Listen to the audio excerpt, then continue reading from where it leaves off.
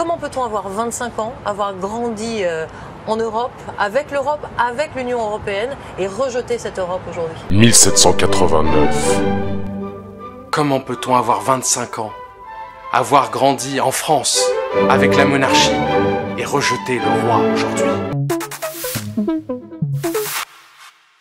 Bon, il faut savoir dans un premier temps qu'il y a 5 grandes institutions au sein de l'Union européenne. Il y a le Conseil européen, le Conseil de l'Union européenne, la Commission européenne, le Parlement européen et la Cour de justice.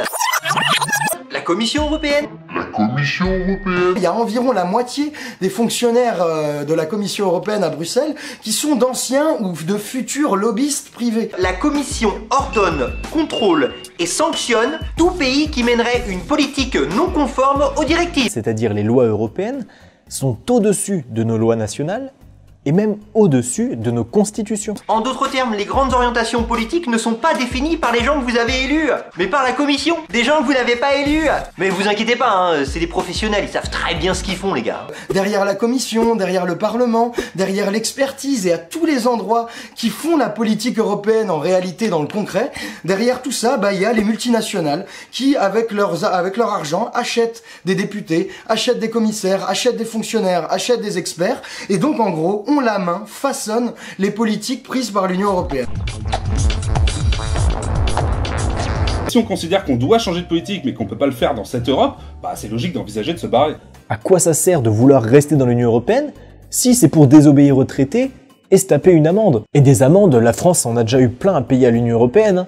En 2015, on a dû payer 2,2 milliards d'euros d'amende parce qu'on ne respectait pas toutes les petites clauses des traités européens. Je suis contre ce projet supranational qui impose une seule politique à 28 États très différents. Parce que c'est ça l'Union européenne en fait. C'est cette sorte de repas de famille où personne ne se supporte. Alors, c'est vrai, il y a la libre circulation des plats, mais c'est les gros qui se servent en premier. Êtes-vous pour ou contre la sortie de l'Union européenne? Non, faut pas sortir hein.